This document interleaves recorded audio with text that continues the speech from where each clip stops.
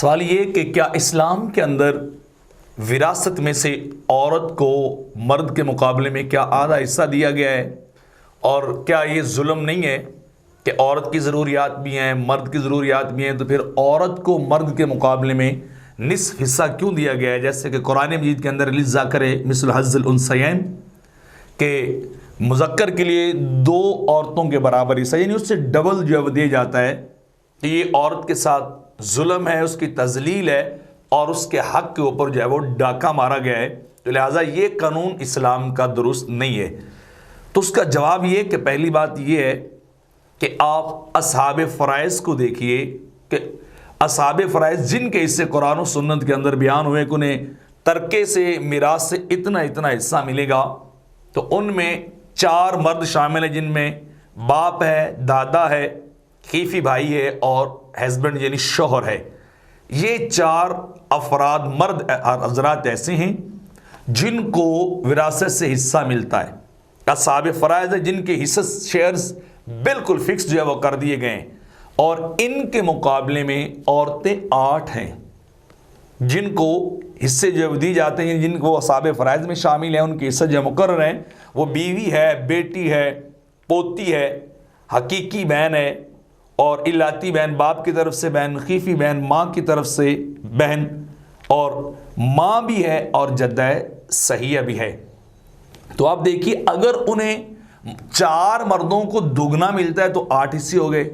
اور عورتیں کتنی ہیں؟ 8۔ تو اللہ نے وہ قانون برابر کر دیا، بس فرق اتنا رکھا ہے کہ ان کے افراد کم رکھے ہیں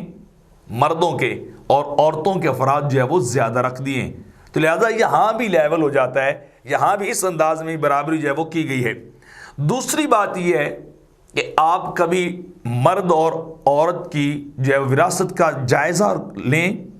تو مرد کو صرف 1 2 4 صورتوں بمشکل 1 2 صورتوں کے اندر جو ہے وہ وراثت ملتی ہے، جو ہے وہ باپ ہونے کی صورت میں، شوہر ہونے کی صورت میں، دادا وغیرہ ہونے کی صورت میں۔ لیکن آپ عورت کی حیثیت کو دیکھیں تو عورت ہر حیثیت سے ہی وراثت کی حقدار بن رہی ہوتی ہے، تقریباً اس کی کوئی حیثیت جو ہے وہ خالی نہیں ہوتی۔ بیوی ہے تو شوہر کا حصہ لے گی، بیٹی ہے تو باپ کا حصہ لے گی، بہن ہے تو تب بھی وہ میراث لے گی، پوتی ہے تو تب بھی وہ دادا کی میراث کی بعض صورتوں میں حصے دار ہو جاتی ہے، اور بعض صورتوں میں تو دادی اور نانی وہ بھی جو ہے وہ میراث کی جو ہے وہ کیا ہو جاتی ہیں، وہ وارث بن جاتی ہیں۔ تو یعنی عورت کی کوئی کنڈیشن یا کوئی رشتہ جو جڑتا ہے میت کے ساتھ وہ تقریباً سوائے نانی کے کوئی خالی رہتا نہیں ہے، اسے ہر صورت میں میراث جو ملتی ہے، اور مرد کو اس کے مقابلے میں چند صورتوں ملتی ہے۔ اور دوسری بات آپ سوچئے ذرا، ایک آپ کو عقلی دلیل دیتے ہیں کہ اگر ایک بندے کو 100 روپیہ دیا جائے اور اس کے مقابلے میں عورت کو 50 روپیہ دیا جائے، بظاہر کیا نظر آتا ہے کہ یہ ظلم ہو رہا ہے، لیکن ساتھ ساتھ یہ شرط اور کنڈیشن مرد کے اوپر لگا دی جائے کہ بات سنو، تمہیں 100 روپیہ دیا ہے تو جس کو 50 دیے ہیں نا، اس کا خرچہ بھی تمہارے ذمہ ہے، اس کے اخراجات بھی تمہارے ذمہ، اس کا نان و نفقہ، اس کے ایکسپینسز وہ ٹوٹلی تمہارے ذمہ، اور وہ آزاد ہے، وہ اپنا 50 روپیہ جہاں رکھے، جیسے رکھے، کسی کو دے، اپنے لیے سیو کر لے، لیکن وہ اس کے اوپر کوئی پریشر نہیں ہوگا کہ وہ روپے پیسہ خرچ کرے، بلکہ کیا ہوگا کہ یہ تمہارے ذمہ کہ تم اس کا خرچ اٹھاؤ اور عمر بھر اٹھاؤ۔ تو اب بتائیے وہ 50 لینے والا آسانی میں رہا یا کہ وہ 100 لینے والا کہ جس کو 100 دے کے باؤنڈ کر دیا گیا فار لائف کہ یہ تمہاری رسپانسبلٹی ہے، تمہارے ذمہ ہے۔ اور پھر اگلی بات اس سے بڑی دلچسپ ہے، اگر وہ 100 روپیہ خرچ کر لیتا ہے اور خالی ہو جاتا ہے، اپنے اوپر بھی خرچ کرتا ہے، عورت کا خرچہ بھی پے کرتا ہے، اور اس کے پاس پیسہ کچھ نہیں ہے، تو اسلام اسے فورس کرتا ہے تم کماؤ، تم جد و جہد سٹرگل کرو، اپنے لیے بھی کماؤ اور اس عورت کے لیے بھی کماؤ۔ تو اب سوچی، عورت تو شہزادی بن کے بیٹھی، آزاد فری ہو کے بیٹھی، اسے کوئی پریشر نہیں ہے، کوئی اس کے اوپر قدغن نہیں ہے کہ تم نے کیوں نہیں کمایا، تم نے ہاتھ کیوں نہیں بٹایا، یہ مرد کا ذمہ ہے۔ اور اس کے ساتھ ساتھ پھر عورت کو بھی اختیار دیا گیا کہ اگر وہ صاحب ہنر ہو، وہ پڑھی لکھی کمانے والی ہو، تو اسلامی اصولوں کے تحت وہ بزنس بھی کر سکتی ہے, وہ جاب بھی کر سکتی ہے, وہ کما بھی سکتی ہے, اور پھر جو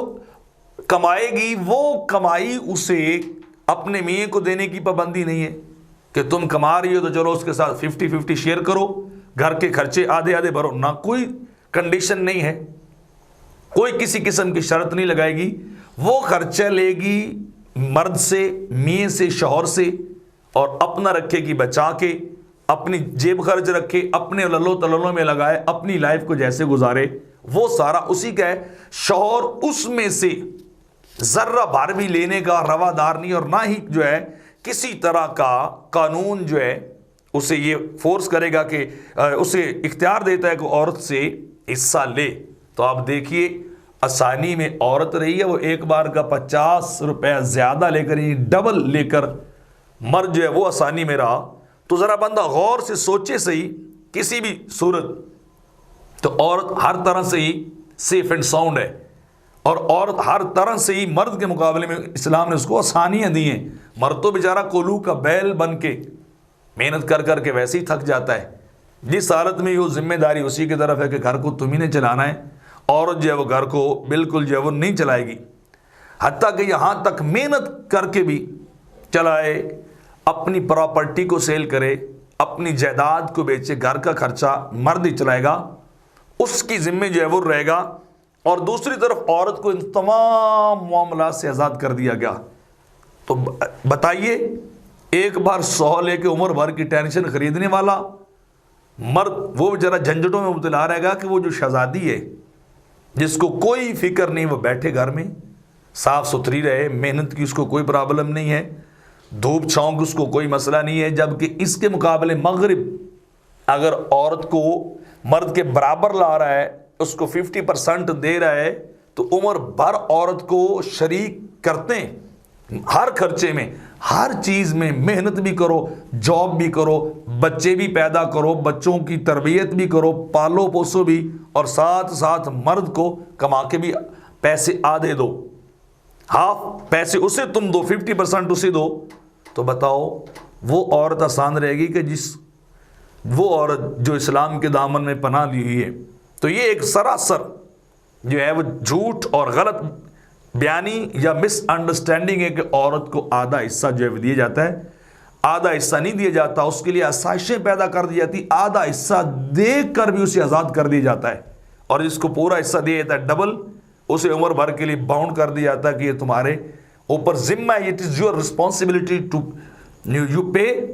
ایوری تھنگ فار ہر, کہ تو عورت کے لیے ہر چیز کو مہیا کرے اور وہ شہزادی بن کے رہے گی.